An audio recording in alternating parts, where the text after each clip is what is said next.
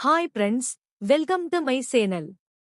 இன்னும் மாதிரி சுவாரஸ்யமான கதைகளை கேட்கணும்னா நம்ம சேனலை சப்ஸ்கிரைப் பண்ணிக்கோங்க. பக்கத்துல இருக்க பெல் ஐகானை கிளிக் பண்ணுங்க. இவங்க பேரு பிரியா. இவங்களுக்கு திருமணம் ஆச்சு. சுமாரா 9 வருஷம் ஆச்சு. இவங்க கணவர் பேரு ரவி. இருவரும் டிரைவரா இருக்காரு. இவங்களுக்கு 2 அழகான ஆண் குழந்தைகள் இருக்காங்க. இவங்களுக்கு ஒரு லவ் மேரேஜ் தான். ஆனால் 2 வீட்டிலிருந்தும் எந்த சப்போர்ட்டும் கிடைக்கவில்லை. இவங்க 2 பேரும் துன்பத்தை தாங்கி வாழ்க்கையை சமாளிச்சு நடத்த ஆரம்பிச்சுட்டாங்க. அப்படியே குழந்தைகள் கொஞ்சம் வளர்ந்த பிறகு, பள்ளிக்கு அனுப்பின பிறகு, நம்ம பிரியாவும் வேலைக்கு போகலாம்னு நினைக்கிறாங்க. இவர் சம்பளம் போதாததுனால வீட்டு வாடகை கட்டவும், வீட்டு செலவுகளை பார்த்துக்கவும், குழந்தைகளுக்கு மருத்துவ செலவு எல்லாம் சமாளிக்கவும் எந்த பணமும் கையில வரல. அதனால நம்ம பிரியாவும் அருகில இருக்கும் குரோசரி ஸ்டோருக்கு பேக்கிங் போட போறாங்க. அங்க போயி அந்த ஓனர் வந்து மிகவும் இதயமுள்ள மனுஷனாய் இருக்கிறார். அவர் சின்ன சின்ன உதவிகளை செய்கிறார். யாராவது ஹெல்ப் கேட்டா அவர்களால முடிஞ்ச உதவியை அவர் செய்வது வழக்கம். அப்படி இருக்கிறப்போ நம்ம பிரியா அந்த கடைக்கு பேக்கிங் போட போயிட்டாங்க. சில நாட்கள் பேக்கிங் போடுறதுக்கு பிறகு அப்பப்போ போயிட்டு இருந்தாங்க. அதற்கு பிறகு அந்த ஓனரிடம், நானும் உங்க கடைக்கு வேலைக்கு வரேன். எனக்கு முடிஞ்ச வேலை இதுதான், நான் செய்யலாம்னு சொல்றாங்க. ஏன்னா இதுக்கடுத்து வேற எந்த வேலையும் போக முடியாது. என் கணவர் அருகில் இருக்கிறதால் தான் வேலைக்கு அனுப்புறாரு. இல்லாட்டி எங்கேயும் போக அனுமதி இல்லை அப்படின்னு நம்ம பிரியா சொல்றாங்க. இவரும், சரிமா, நாளிலிருந்து நீ ரெகுலராவா ஆரம்பி. அப்பத்தானே வரேன். நாளிலிருந்து ரெகுலராவா ஆரம்பி அப்படின்னு சொல்றாரு. அதற்கு பிறகு நம்ம ரவியும் வந்து நம்ம பிரியாவிட்ட கேட்கிறாரு. நாளிலிருந்து நான் ரெகுலரா வேலைக்கு போறேன் அப்படின்னு. இல்ல, பரவாயில்லை, வீட்லயே இருன்னு சொல்றாரு. ஏன்னு கேட்கிறப்போ, இல்ல, நான் என்னால முடிஞ்ச சின்ன உதவியாச்சு செய்யணும். ஏற்கனவே நம்ம கூட்டு லோன் அதிகமா கூட்டிட்டோம். அது அதிகமா மாசமாகிட்டது. கடன் ஏற ஆரம்பிச்சிருச்சு. இதுக்கு பிறகு நானால முடிஞ்ச சின்ன ஹெல்ப். அடுத்த நாள் ஸ்டோர் ஓனருக்கு போன் அடிச்சு, நான் இனிமே வரமாட்டேன், வீட்டுக்காரர் இறந்துட்டாருன்னு சொல்லி இருந்தாங்க. என்னாச்சுன்னு கேட்கிறப்போ, ஆக்சிடென்ட் ஆயிடுச்சுன்னு சொல்றாங்க. அங்க போய் கிளினிக்குல உடலை வச்சிருக்காங்கன்னு சொல்றாங்க. நான் போறேன்னு சொல்லிட்டு இவங்க அழுதுட்டே கிளம்பி போயிட்டாங்க. அங்க போய் பார்த்தா ஊர்ல 3 பெரிய மனுஷர்களை கூட்டிட்டு வாங்கன்னு சொல்லி இருக்காங்க கையெழுத்து போடுறதுக்கு. அதுக்கு பிறகு இவங்க அந்த ஓனருக்கே போன் அடிச்சு, அவர் மூலமா 3 மனுஷர்களை அனுப்பி கையெழுத்து போட்டு, அதற்கு பிறகுதான் உடலை கொடுத்தாங்க. இறுதி சடங்குகளை கூட செய்ய முடியாம தவிச்சு நின்ன நம்ம பிரியாவுக்கு அந்த ஸ்டோர் முதலாளி வந்து 50,000 கொடுத்து அந்த இறுதிச் சடங்குகள் எல்லாத்தையும் முடிச்சு வைக்கிறார்.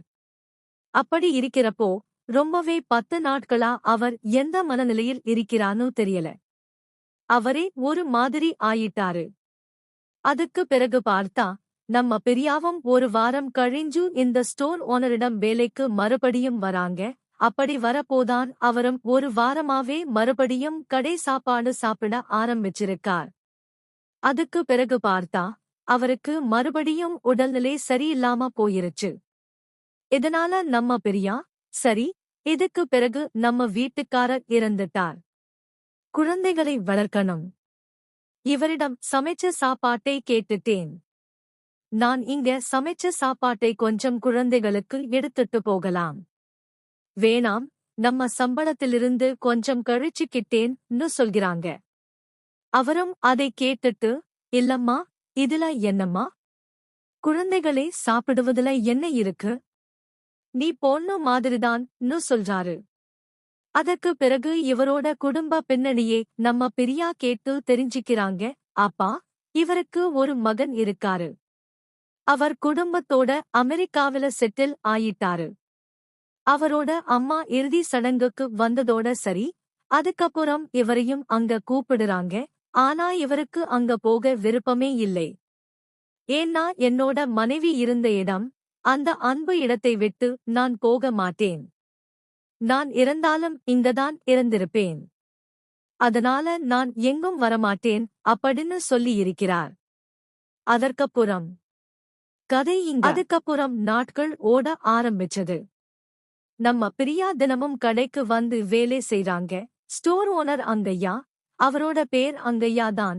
வயசு 55க்கு மேல இருக்கும். ரொம்ப அன்பா பார்த்துக்கிட்டாரு. பிரியாவோட குழந்தைகள் 2, ஒரு பையன் ஒரு பொண்ணு. பள்ளிக்கூடத்துல நல்லா படிக்க ஆரம்பிச்சாங்க. அங்கையா அவங்களுக்கு புது யூனிபார்ம், புக்ஸ் எல்லாம் வாங்கி கொடுத்தாரு. ஒரு நாள் கடை மூடுற நேரத்துல பிரியா சமைச்ச சாப்பாட்டை அங்கையா கிட்ட கொடுத்து, இன்னைக்கு இது கொஞ்சம் அதிகமா ஆயிடுச்சு, நீங்க சாப்பிடுங்கன்னு சொன்னாங்க. அங்கையா சிரிச்சுக்கிட்டே, நீ சமைக்கிற சாப்பாடு தான் எனக்கு ருசியா இருக்கு பிரியா. உன் கைப்பக்குவம் அப்படின்னு சொன்னாரு. அப்போ அவர் கண்ணுல ஒரு தனி பாசம் தெரிஞ்சது. நாட்கள் போக போக 2 பேரும் நெருக்கமா பேச ஆரம்பிச்சாங்க. இரவு நேரத்துல கடையில தனியா இருக்கும்போது பிரியா அங்கையா கிட்ட உட்கார்ந்து பேசுவாங்க. அங்கையா தன்னோட இறந்த மனைவியை பத்தி சொல்வாரு. அவங்க எப்படி இந்த ஊர்ல அன்பா வாழ்ந்தாங்க, அவங்க இல்லாம எவ்வளவு தனிமைன்னு. பிரியா அழுதுட்டே, நீங்க எனக்கு அப்பா மாதிரி, அண்ணா மாதிரி. என் கஷ்டத்துல நீங்க தான் துணையா இருந்தீங்கன்னு சொல்வாங்க. ஒரு மழைக்கால இரவு. கடை மூடி முடிச்சுட்டு வெளிய வந்தா கொட்டுது மழை. பிரியா வீட்டுக்கு போக முடியல.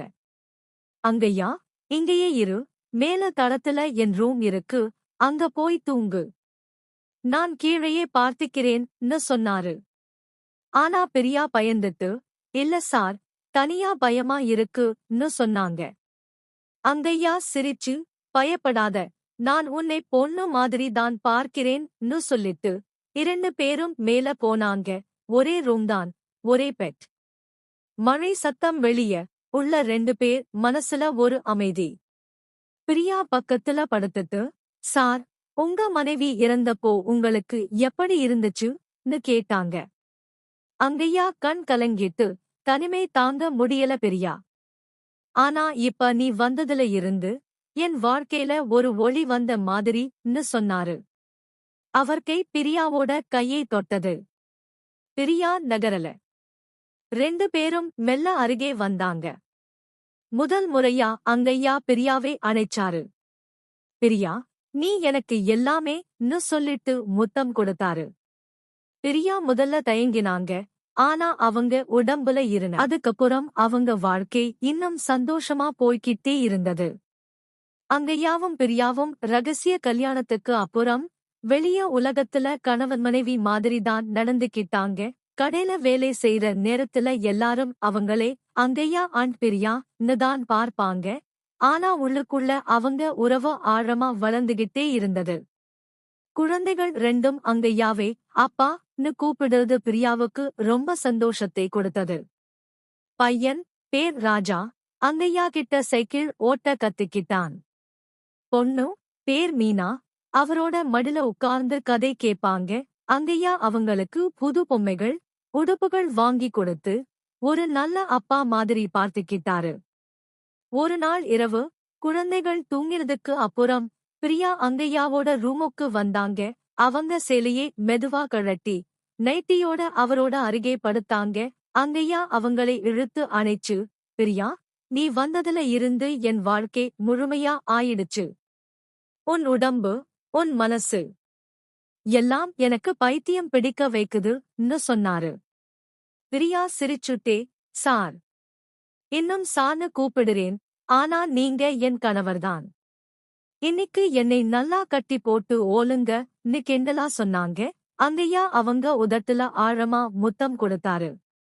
அவர் கை அவங்க முலை மேல போய் நைட்டியை மேல தூக்கி முலையை ஊறினாரு. பிரியா முனகிட்டே, ஆ அப்பா, மெதுவா, குழந்தைகள் எழுந்திருக்க போறாங்கன்னு சொன்னாங்க. ஆனா அங்கையா நிறுத்தல. அவர் பிரியாவை மல்லாக்க படுக்க வச்சு அவங்க கால்களை விரிச்சு கொண்டையை நக்க ஆரம்பிச்சாரு. பிரியா உடம்பு நடுங்கிட்டு, சார். சூப்பர். நாக்கே ஆழமா விடுங்க. ஆ ன்னு கத்தினாங்க. அவங்க தண்ணி அடிச்சதும், அங்கய்யா தன்னோட சுண்ணியை வெளியே எடுத்து, பிரியா வாயில திங்க வச்சாரு. பிரியா ஆர்வமா உம்பினாங்க. அவர் சுண்ணி முழுசா வாய்க்குள்ள போகுற மாதிரி. பிறகு அவர் பிரியாவை டாக்கி ஸ்டைல்ல திருப்பி, பின்னாடி இருந்து சுண்ணியை சொருகினாரு. பிரியா, உன் சூத்து ரொம்ப செக்ஸியா இருக்கு. நல்லா இடிக்கிறேன்னு சொல்லிட்டு வேகமா இடிக்க ஆரம்பிச்சாரு. பிரியா தலையணையே கடிச்சுக்கிட்டு, ஓலு. வேகமா ஓலு. என் புண்டையை கிழிச்சிடு. அதுக்கப்புறம் வருஷங்கள் ஓடினது கத்தினாங்க. பிரியாவுக்கு ஒரு அழகான ஆண் குழந்தை பிறந்தது. பேர் அங்கையா வச்சார். அர்ஜுன் நு. அங்கையாவுக்கு வாரிசு வந்த சந்தோஷத்துல கடையை இன்னும் பெருசாக்கினாரு. இப்போ 2 கடை இருக்கு. ஒன்னு பிரியா பார்த்துக்கிறாங்க, மற்றொன்னு அங்கையா. ராஜாவும் மீனாவும் பெருசாகி ஹையர் செகண்டரி படிச்சுக்கிட்டு இருந்தாங்க. அர்ஜுன் இப்போ 4 வயசு, ரொம்ப குறும்புக்காரன். அங்கையாவை தாத்தான்னு கூப்பிடுவான். ஆனா அங்கையா அவனை தன் சொந்த மகனாதான் பார்ப்பாரு. பிரியாவோட உடம்பு இப்போ இன்னும் செக்ஸியா மாறியிருந்தது. குழந்தை பெத்ததுக்கு அப்புறம் அவங்க முலை பெருசாகி, சூத்து இன்னும் தூக்கலா இருந்தது. அங்கையா அதை பார்க்குறப்பவே சுண்ணி நட்டுக்கும். ஒரு நாள் இரவு, அர்ஜுன் தூங்கிறதுக்கு அப்புறம், பிரியா அங்கையாவோட ரூமுக்கு வந்தாங்க. அவங்க ஒரு டிரான்ஸ்பரண்ட் நைட்டி போட்டிருந்தாங்க. உள்ள ப்ராபேண்டீஸ் தெரியுற மாதிரி. அங்கையா அவங்களை பார்த்ததும், பிரியா, இன்னைக்கு நீ ரொம்ப ஹாட்டா இருக்கன்னு சொல்லிட்டு அவங்களை இழுத்து அணைச்சாரு. பிரியா கெண்டலா, வயசானாலும் உங்க ஆசை குறையலையே. இன்னைக்கு என்னை எப்படி ஓலு போறீங்கன்னு கேட்டாங்க. அங்கையா அவங்க நைட்டியை கழட்டி, பிராவை பின்னாடி கழட்டினாரு. பெருசான முலை வெளிய வந்ததும் 2 முலையையும் மாறி மாறி ஊறினாரு. பிரியா முனகிட்டே, ஆ, கடிச்சுக்கோங்க. பால் வர மாதிரி ஊருங்கன்னு சொன்னாங்க. அவர் பிரியாவை பெட்ல தள்ளி, பேண்டீஸை கழட்டி, புண்டையை விரிச்சு பார்த்தாரு. இன்னும் டைட்டாதான் இருக்கு உன் புண்டை. 3 குழந்தை பெத்தும் சொல்லிட்டு நாக்கை விட்டு நக்க ஆரம்பிச்சாரு. பிரியா உடம்பை தூக்கிட்டு, சார். நாக்கே ஆழமா. கிளிட்டே கூறு. ஆ, வருது. தண்ணி அடிக்குதுன்னு கத்தினாங்க. அவங்க ஸ்க்விட் பண்ணி தண்ணி அடிச்சாங்க. பிறகு பிரியா அங்கையாவை படுக்க வச்சு, அவர் சுண்ணியை வாயில போட்டு ஊம்பினாங்க. உங்க சுண்ணி இன்னும் இப்படிதான் தூக்கிட்டு நிக்குது. எனக்கு பைத்தியம் பிடிக்குதுன்னு சொல்லிட்டு டீப்ரோட் பண்ணினாங்க. அங்கையா அவங்க தலையை பிடிச்சு அழுத்தினாரு. பிறகு அவர் பிரியாவை மல்லாக்க படுக்க வச்சு, மிஷனரி ஸ்டைல்ல ஓத்தாரு. பிரியா, உன் புண்டை என் சுண்ணியே இருக்குது. நல்லா ஓலு வாங்கு. அங்கையா போன வேகமா அப்புறம் பிரியாவோட வாழ்க்கை ஒரு பெரிய வெற்றிடமா மாறிடுச்சு. முதல் சில மாசம் அவங்க கடைக்கே போகாம ரூம்லயே உட்கார்ந்து அழுதுகிட்டு இருந்தாங்க. ராஜாவும் மீனாவும் அம்மாவை சமாதானப்படுத்தி, அம்மா, அப்பா நம்மளை பார்த்துட்டுதான் சந்தோஷமா இருப்பாருன்னு சொல்லி ஆறுதல் சொன்னாங்க. நாட்கள் ஓடினது. அர்ஜுன் இப்போ 7 வயசு ஆகி ஸ்கூலுக்கு போய்கிட்டு இருந்தான். அவன் தாத்தாவோட பழைய போட்டோக்களை பார்த்து, அம்மா, தாத்தா எப்ப வீட்டுக்கு வருவாருன்னு கேட்பான். பிரியா கண் கலங்கிட்டே, தாத்தா இப்போ வானத்துல இருந்து நம்மளை பார்த்துக்கிட்டு இருக்காருடான்னு சொல்வாங்க. ராஜா கடையே நல்லா நடத்தினான். 2 கடையும் இப்போ பெருசாகி ஸ்டாஃப் வச்சு நடந்துகிட்டு இருந்தது. மீனா மெடிக்கல் காலேஜ் முடிச்சு டாக்டரா ஆகி ஊர்லயே ஒரு கிளினிக் ஆரம்பிச்சாங்க. அவங்க அம்மாவை வாரம் ஒரு தடவை செக் பண்ணி, அம்மா, நீங்க ஹெல்தியா இருக்கணும்னு சொல்வாங்க. பிரியா இப்போ 45 வயசு ஆனாங்க. உடம்பு இன்னும் அழகாதான் இருந்தது. முலை, சூத்து எல்லாம் இன்னும் தூக்கலா. ஆனா அவங்க மனசுல ஒரு தனிமை இருந்துச்சு. இரவு நேரத்துல அங்கையாவோட நினைவுகள் வந்து, அவங்க தன்னையே தடவிக்கிட்டு அழுதுகிட்டு இருப்பாங்க. சார், நீங்க இல்லாம என்னால் தாங்க முடியலன்னு முனகுவாங்க. ஒரு நாள் மீனா அம்மா கிட்ட, அம்மா, உனக்கு ஒரு நல்ல துணை வேணும். நாங்க எல்லாம் பெருசாகிட்டோம், ஆனா நீ தனியா இருக்க கூடாதுன்னு சொன்னாங்க. பிரியா சிரிச்சுட்டே, எனக்கு உங்க அப்பா மாதிரி ஒருத்தர் கிடைக்க மாட்டாருடி. அவரோட நினைவோடையே வாழ்ந்துக்கிறேன்னு சொன்னாங்க. ஆனா விதி வேற மாதிரி எழுதியிருந்தது. ஒரு நாள் கடையில ஒரு கஸ்டமர் வந்தாரு. பேர் ராமசாமி, வயசு 50க்கு மேல, தொழிலதிபர். அவர் மனைவியை சில வருஷத்துக்கு முன்னாடி இழந்திருந்தாரு. கடையில பொருள் வாங்குற நேரத்துல பிரியாவோட பேசினாரு. அவங்க புன்னகை, பேச்சு எல்லாம் அவருக்கு பிடிச்சிருந்தது. நாட்கள் போக போக ராமசாமி அடிக்கடி கடைக்கு வர ஆரம்பிச்சாரு. பிரியாவோட நிறைய பேசுவாரு, குழந்தைகள், தொழில், வாழ்க்கைன்னு. ஒரு நாள், பிரியா, நீங்க ரொம்ப நல்ல மனுஷி.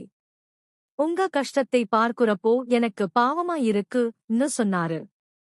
பிரியா முதல்ல தயங்கினாங்க, ஆனா ராமசாமியோட அன்பு, கவனிப்பு எல்லாம் அவங்களை மெல்ல மெல்ல இழுத்தது. ஒரு நாள் இரவு, குழந்தைக